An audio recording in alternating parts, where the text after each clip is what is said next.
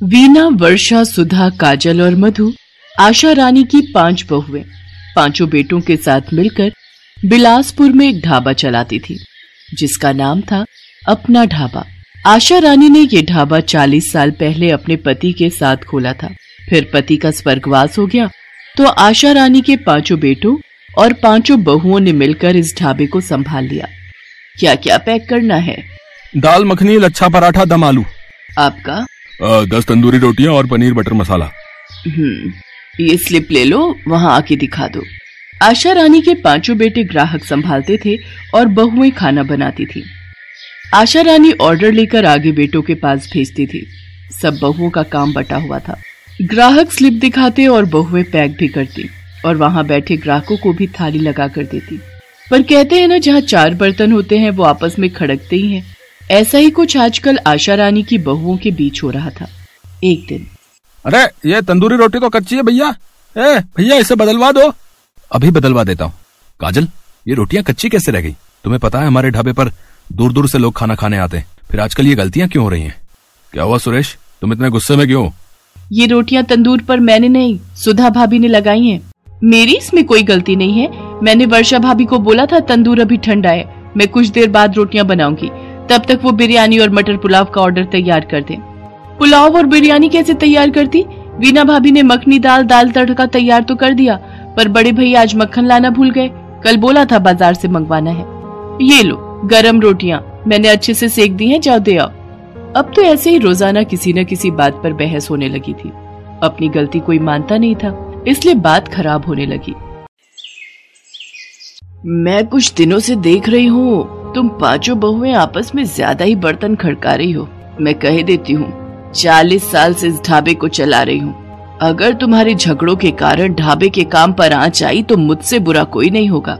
तो आप हमें हिस्सा देकर अलग कर दो ना, हम अपना अलग अलग ढाबा खोल लेंगे।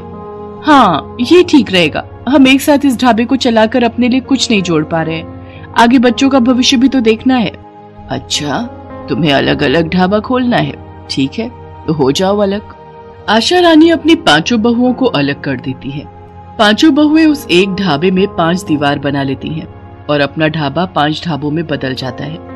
पहले सब मिलकर काम करते थे तो काम आसानी से हो जाता था। अब काम बढ़ गया क्योंकि बहुएं अकेली पड़ गईं। सुनो जी, आज तो मैं बहुत थक गई। ढाबे पर इतनी सारी रोटियां और तरह तरह की सब्जी बनाकर दिमाग खराब हो गया। सब्जी बनाने का काम मधु और सुधा के जिम्मे था। रोटियां काजल बना लेती थी। वर्षा पुलाव चावल सलाद देख लेती थी। मुझे सिर्फ दाल बनानी होती थी। तो मैं भी तो परेशान हूँ। अभी रात हुई नहीं कि सुबह की पहले से चिंता हो गई है। मंडी जाकर सब्जियां खरीद कर लाऊंगा। अब बर्तन धोने वाला भी ढूंढना होगा। रघु का तो माँ ने हिसाब कर दिया। ऐसा ही हाल आशा रानी की बाकी बहुओं और बेटों का था। ढाबे अलग करने के बाद उनकी कमाई पर भी असर पड़ा। ग्राहकों को खाने की सही सुविधा नहीं मिलती थी, इसलिए 5 बहुओं का ढाबा बिल्कुल बंद होने की कगार पर आ गया। एक दिन आशा रानी ने अपने 5 बेटों और बहुओं को बुलाया और बोली, मैंने फैसला कर लिया है। मैं ढाबे की जमीन बेच रही हूँ और तुम 5 बेटों में उसका हिस्सा बांट दूंगी।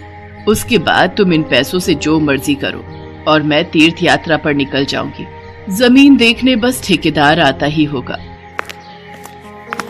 नमस्ते आशा जी, मैंने आपकी जमीन देख ली है। ये ढाबे की जमीन पूरी टूट जाएगी। इसकी जगह पर मैं एक बड़ी दुकान खोलूंगा। वो पेपर दे दीजिए, मुझे कहाँ साइन करने हैं बता दीजिए। ये आशा जी यहाँ साइन कर दीजिए, फिर अपना ढाबा मेरे नाम हो जाएगा।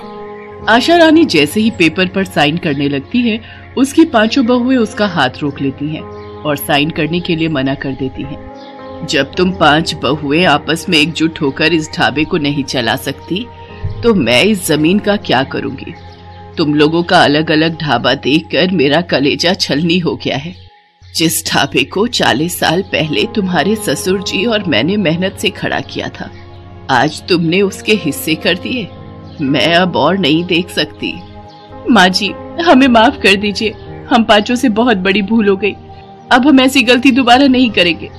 अपना ढाबा आपका था और आपका ही रहेगा। हम 5 बहुएं जैसे आज तक मिलकर इस ढाबे को चलाती आई हैं, अभी भी वैसे ही चलाएंगे। हम आपको कभी कोई शिकायत का मौका नहीं देंगे। हाँ माँ जी, हमने एहसास किया है कि एकजुट होकर जब काम किया जाता है तो वो काम आसान हो जाता है। हम लोगों ने अलग होकर देख लिया, हम लोग बिखर गए।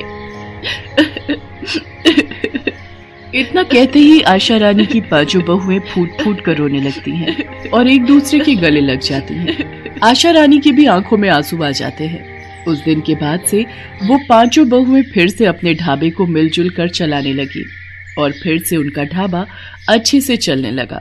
ग्राहक भी वापस लौट आए। अपने परिवार को मिलजुल कर काम करते देख आशा रानी बहुत खुश थी।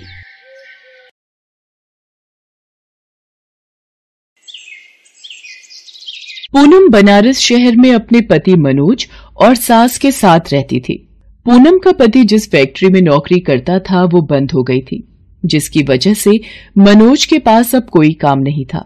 एक दिन पूनम ने मनोज से कहा, सुनो जी, क्यों ना हम अपना ही कोई काम शुरू करें। आपको तो पता ही है कि मैं अच्छा खाना बना लेती हूँ और मैंने सुना है आजकल ढाबे और होटल का काम बहुत चल रहा है और हमारे इस एरिया में कोई ढाबा नहीं है। हम अपना ढाबा खोल लेते हैं। पूनम, तुम्हें पता है हमारे पास अभी इतने पैसे नहीं है कि हम कोई काम शुरू कर सकें और ढाबे पर लगाने के लिए हमें पैसे चाहिए। हमें सब कुछ देखना पड़ेगा और जब ग्राहक हमारे खाने को पसंद करेंगे उसके बाद ही हमारी कमाई शुरू होगी। पैसों की चिंता आप मत करो।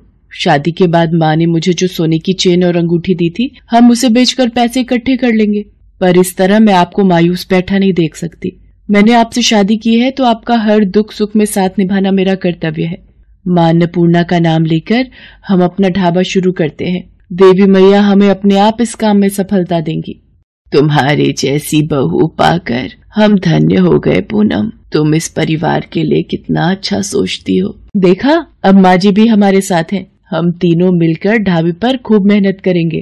पूनम की हिम्मत देखकर मनोज को भी हिम्मत मिलती है और कुछ दिनों में पूनम, मनोज और अपनी सास के साथ मिलकर अन्नपूर्णा ढाबा नाम से एक ढाबा खोल लेती है। मां अन्नपूर्णा, ये पहला भोग आपके लिए। आज आपकी कृपा से हमने ये नया ढाबा खोल लिया है। अपनी कृपा हमेशा हम पर बनाए रखना माँ। खाना तो बहुत ही स्वादिष्ट है? वाकई में इस ढाबे का खाना बहुत ही स्वादिष्ट है भाई, वाह। पूनम का अन्नपूर्णा ढाबा चल पड़ता है और ग्राहकों की भीड़ लगनी शुरू हो जाती है। पूनम, मनोज और उसकी सास तीनों मिलकर खूब मेहनत करते थे। सुबह से लेकर रात तक वो लोग ढाबे पर खाना बनाकर ग्राहकों को देते थे। ढाबे की बढ़ती बिक्री देखकर पूनम और मनोज दोनों बहुत खुश थे। पूनम, आज तुम्हारी हिम्मत की वजह से हमने ये ढाबे का काम शुरू करा तो आज चल गया। अब हमारी अच्छी बिक्री हो रही है। मेरा मन है कि तुमने मुझे जो सोने की चेन और अंगूठी बेचने के लिए दिए थे, मैं धीरे धीरे पैसे जोड़कर तुम्हारे लिए एक सोने की नई चेन, अंगूठी और कानों की बालियां भी बनाऊं। मेरा असली गहना तो आप और माँ जी हो। आप दोनों का साथ ही मेरे लिए सबसे ज्यादा जरूरी है। अभी मुझे कुछ नहीं चाहिए और आज ये सब कार्य मां अन्नपूर्णा की ही कृपा से संभव हुआ है। आज उन्हीं के कारण हमारा ढाबा बहुत अच्छा चल रहा है। बस देवी मैया इसी तरह हम पर कृपा करती रहे। जय अन्नपूर्णा मैया। पूनम और मनोज दोनों ही बहुत खुश थे, पर अचानक एक रात बहुत मूसलाधार बारिश और आंधी तूफान आ जाता है, जिसमें पूरा ढाबा टूट जाता है। पूनम और मनोज बहुत दुखी होते हैं। उन्होंने बहुत मेहनत से ढाबा बनाया था, पर बारिश, आंधी तूफान में सारा ढाबा टूट गया और जगह जगह पानी भर गया। पूनम ढाबे को ठीक करने की कोशिश करती है। वो फूट फूट कर रोने लगती है और माँ अन्नपूर्णा को याद करती है। अन्नपूर्णा मैया, मैंने आपका नाम लेकर ये ढाबा खोला था, पर हमारा ढाबा टूट गया। सारा काम खत्म हो गया। सब मेहनत बेकार हो गई। मेरी मदद करो माँ, मेरी मदद करो। नारायण नारायण। माँ, आपकी भक्त पूनम बहुत दुखी है, उसकी सहायता कीजिए देवी माँ। देवर्षि नारद, मैं जानती हूँ पूनम का विश्वास मेरे से जुड़ा है। पूनम ने सच्चे हृदय से मुझे पुकारा है। मैं उसकी सहायता करने अवश्य जाऊंगी। आपकी लीला अपरंपार है देवी मैया। जय अन्नपूर्णा माता की। पूनम की प्रार्थना को सुनकर देवी अन्नपूर्णा उसकी मदद के लिए एक बूढ़ी औरत का रूप धरकर उसके पास आती है। बेटी, बहुत भूख लगी है, तुम्हारे ढाबे से कुछ खाने को मिलेगा? माँ, कल रात आंधी तूफान और बारिश में हमारा पूरा ढाबा टूट गया। अभी तो सब जगह पानी भरा हुआ है। चूल्हा गीला है, उसमें पानी भरा हुआ है, वो भी नहीं जल पाएगा। मैं आपको क्या खिलाऊं माँ? मेरे पास कुछ लकड़ियां हैं, इन्हें चूल्हे में डाल दो, ये लकड़ियां जरूर जल जाएंगी, फिर तुम इस पर खाना बना सकती हो। अगर ऐसा है तो मैं आपको भूखा नहीं जाने दूंगी, आप मुझे लकड़ियां दे दो, मैं चूल्हा जलाने की कोशिश करती हूँ। बूढ़ी औरत के द्वारा दी हुई लकड़ियों से चूल्हा जल जाता है। जिस चूल्हे में पानी भरा हुआ था वो बूढ़ी औरत की दी हुई लकड़ियों से जल पड़ता है। ये देखकर पूनम, मनोज और उसकी सास हैरान रह जाते हैं। पूनम गरम गरम खाना बनाकर उस बूढ़ी औरत को खिलाती है। मैं तुम्हारी सहनशीलता और सेवा से बहुत प्रसन्न हूँ। तुमने इतनी कठिनाई के पलों में भी मेरे लिए समय निकाला, ये देखकर मैं बहुत खुश हूँ। और फिर बूढ़ी औरत माँ अन्नपूर्णा के रूप में आ जाती है। पूनम, अब ये चूल्हा हमेशा जलता रहेगा, इस पर जितना भी भोजन बनाओगी उसका दुगना हो जाएगा और तुम्हारे ढाबे पर हमेशा ग्राहकों की भीड़ लगी रहेगी। जो भूखों को भोजन खिलाता है उन पर मेरी कृपा हमेशा बनी रहती है। मेरा आशीर्वाद सदैव तुम्हारे साथ है। अब तुम्हें कभी कोई दुख नहीं होगा। हे देवी मैया, आज आपके दर्शनों को पाकर मैं धन्य हो गई। और फिर माँ अन्नपूर्णा के आशीर्वाद से पूनम ढाबे को फिर से शुरू करती है। उसके जीवन की सारी परेशानियां दूर हो जाती हैं।